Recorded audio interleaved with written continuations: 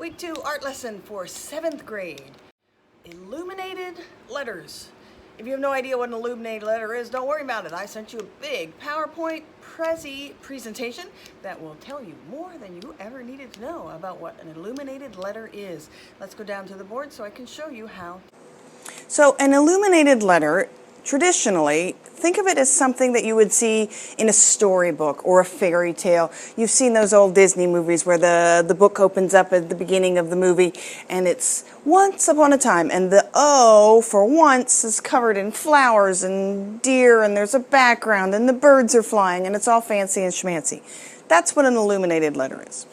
The term illumination comes from the gold leaf that used to be applied to these letters. Now, traditionally, you would have found most of these letters in the Bible, because people who wrote the Bible out by hand got tired of writing all day long, and they needed to add a little bit of creativity into their day. As you can imagine, sitting behind a desk and writing all day long for days and days and days might get a little frustrating to somebody with a creative personality.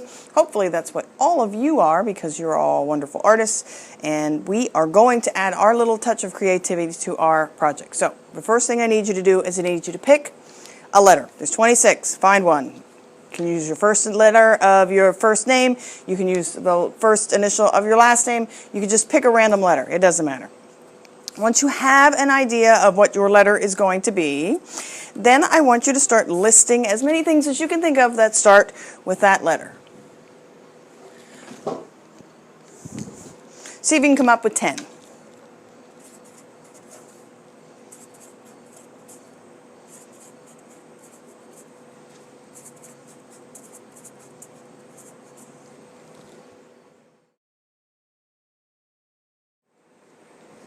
Okay, here I've got 12 things for my list.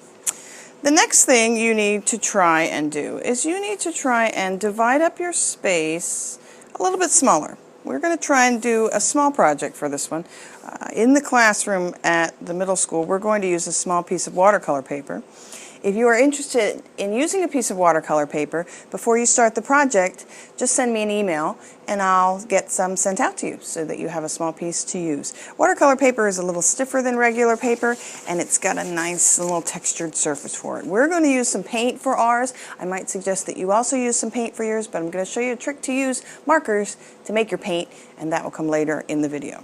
So if I decide that I'm going to use the letter C, and I'm going to use some of these things to make my illuminated letter stand out, I need to figure out how to combine those two things. Now, I'm not sure if you can see me drawing in pencil on this yellow piece of paper, so I'm going to continue working in marker, but I would suggest that you all use pencil to start, because pencils are erasable and markers are not. Now, I like the idea of changing my C into one of these items. So if I decide I'm going to make the C a cow, then I'm going to draw a nice big bold block letter C.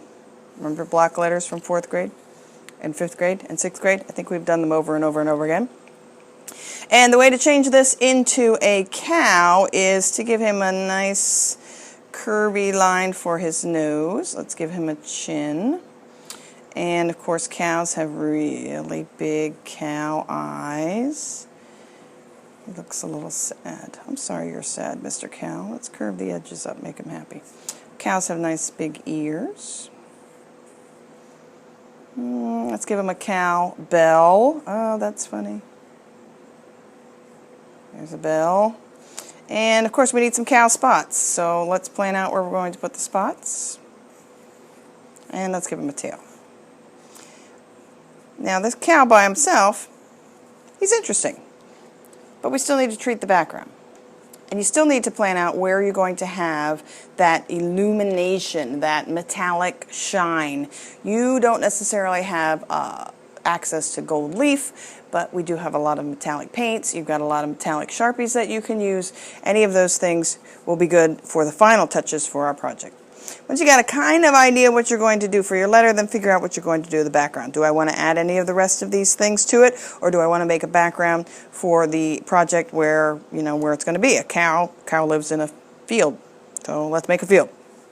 Let's do a fence. If I was using a pencil, I would be able to erase the lines that cross over my fence, but since I'm using a marker, we'll just plan a dark fence. So let's put the cow behind a fence. We don't want him running out in the road.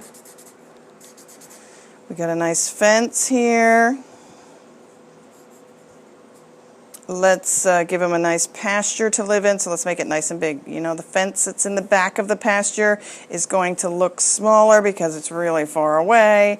So we're going to draw those lines a little smaller and close together. Now it looks like he's really far away. Let's have some rolling hills because our cow is so happy out in the field. And then, of course, we would draw, you know, little pieces of grass. And he's a happy cow. Okay, once you have your idea and your sketch planned out, how about some nostrils? There we go. Then we are going to move on to the white piece of watercolor paper. You're going to redraw your design. Please add a border. So this border that you made here on your piece of paper, just for a sketch, is also going to be transferred over onto your white piece of paper. Now, I said this before, but I shall say it again. I do not necessarily use a ruler. I am not quite as fussy as some people. I don't care if my lines are completely straight. That bothers a lot of you, I know. So if you have a ruler available, please use a ruler. That's great. No problems. I don't have a ruler available. I'm going to use just this packet of colored pencils to help me draw a straight line. I want to have just the tiniest little bit, like 1/4 of an inch, no more than 1/4 of an inch of border showing on my project so that I have a nice white edge. So I'm going to use my colored pencil box. You can use a textbook. You can use an actual ruler. You could use the corner of your table, whatever you got that's straight that you can put your paper on and you can trace. So here we go. We got a nice little border there. And I'm going to redraw my design right over here. And then I'm going to start coloring it. And I'm going to come back after this to show you how to add paint.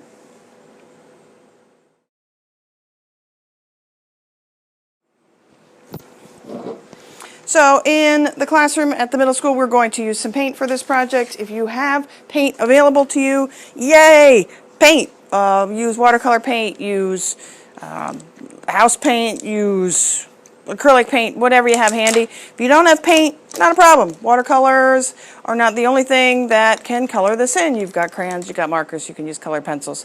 You can use eyeshadow, you can use well, I don't know if that I would suggest ketchup and mustard, but you get the idea. You could use pretty much anything you'd like to get this colored in.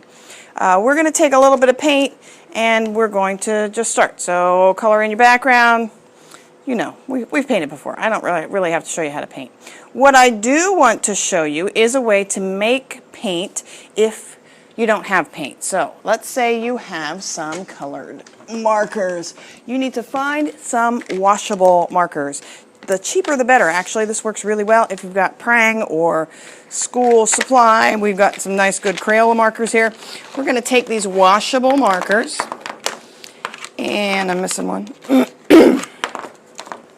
We take our washable markers, and let's say I want to paint the same scene. I've got houses.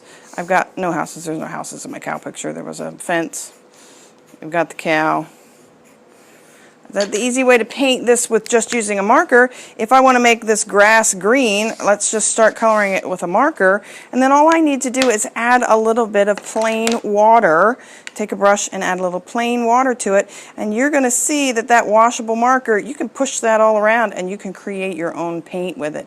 Remember, you need to use a washable marker. If you use a Sharpie, it's not going to work because you remember what happens with Sharpie. Permanent does not necessarily mean permanent on your hands. It means permanent on the paper. So that pigment from a permanent marker will soak in and you won't be able to get it to move around on you like you can with a washable marker. You can use those are great. I love that idea. After you got it all colored in, the last touch is to add a little bit of shine. And if you do not have any kind of Sharpie with metallic on it, you might have a little bit of metallic fingernail polish, or at least somebody at your house might have a little metallic fingernail polish. That works really great to make a little bit of a shine. That's where we get our illumination from. Here at the middle school, we're going to have some watercolor paint, some metallic watercolor paint. That works really well too. All right, let's get started. Let's see what kind of cool creations you make. And don't forget to add your project to the Google Classroom after you finish it. We can't wait to see what you're going to make. Can't wait to see if Miss Huffman can talk to the next time I make a video. Hey, thanks guys. We'll see you later. I just realized I forgot to show you some examples. So here are 2 examples from previous classes. We've got S. S for, what do you think this is? Anybody? Anybody? Stained glass. S for stained glass. And you can see a little bit of shine on that. That was a gold Sharpie paint marker. Isn't that kind of cool? Here we've got G for giraffe. Do you get it? Do you get it? G for giraffe. You don't have to change the letter into a thing. You can have the thing in the background as the letter as the focus. Just try to think of a way to get that, some of the items that you've come up with in your list into your project to make it a little bit more creative. Okay, thanks guys. Bye.